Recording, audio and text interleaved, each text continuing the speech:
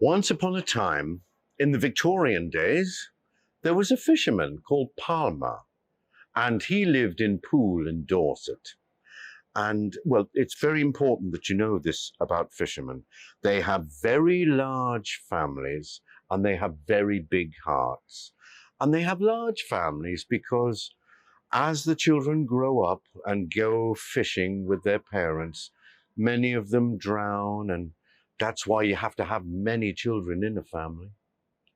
Well, something bad happened to Palmer and his fishing boat. Well, it wasn't his, the one he worked on, because there was a huge storm in the channel the night before, and the thirsty, wet mouth of the storm thundered into Poole Harbour and grabbed all the fishing boats and smashed them against the quay.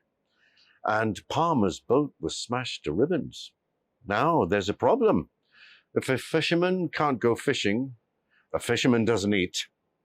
But Palmer had another thing he could do.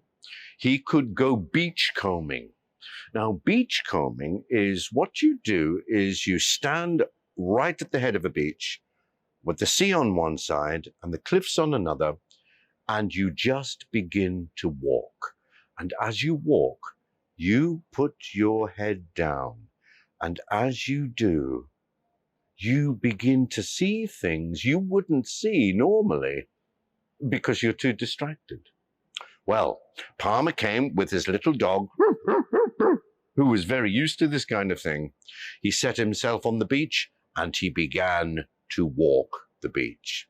Well, after about 5 minutes, he saw a rock pool, and from a distance, he saw there was a big green crab in the rock pool. And so, being very careful, he began to tiptoe towards the rock pool.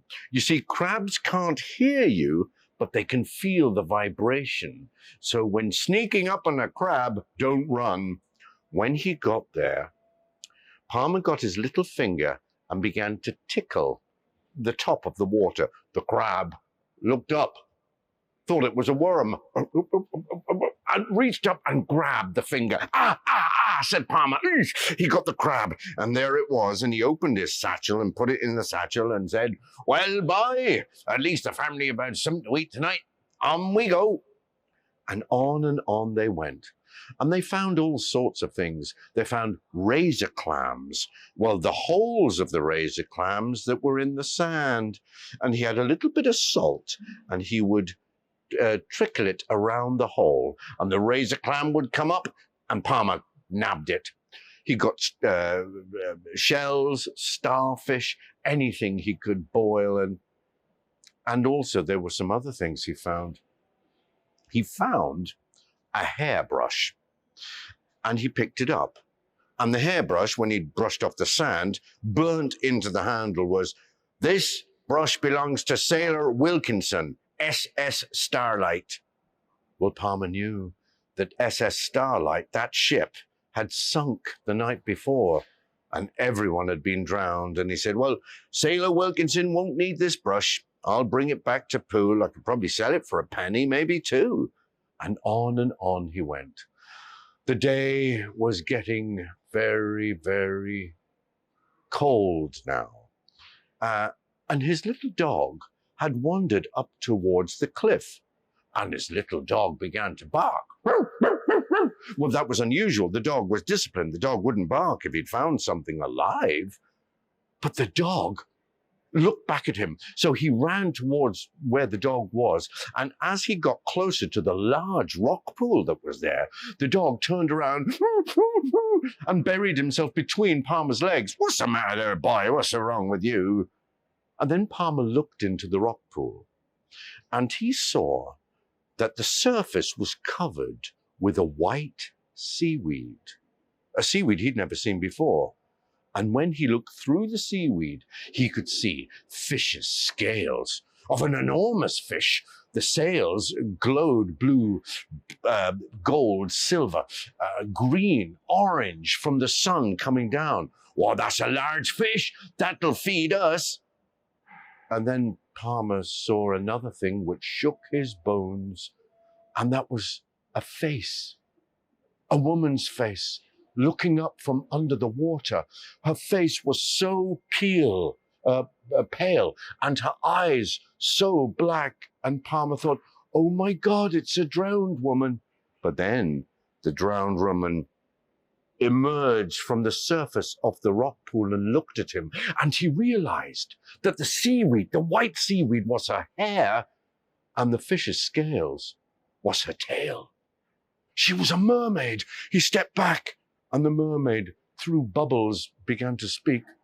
Help me, fisherman, help me. The storm last night picked me up and threw me against the rock, and my back is hurt. And now I'm in this rock pool. I can't get back, and the rock pool is evaporating, and the salt sea brine will get into my scales, and I'll scratch. And then the seagulls will come down, and they will take my eyes. Please, fisherman, please help me. Palmer looked at the mermaid, and his first thought was this: I could get that mermaid. I could put it in a glass case. I could take it down to Bournemouth Harbour. Yeah, I could charge people a guinea. Come and see the real mermaid, a real live mermaid. Not that bag of bones that they bring down from the Arctic every now and again, but a living, breathing mermaid. Of course, the mermaid did die after about a month of neglect, starvation, poor treatment, loneliness. But I wouldn't care, because I'd have my money bags. But I told you that fishermen have large hearts. And he looked at the mermaid, and he felt sorry for her. And he said, I'll bring you back to the sea. And with that, he bent down, took her under the oxters, lifted her up, and caught her tail, and then began to walk down to the sea. Why don't you come back for part 2 of this story?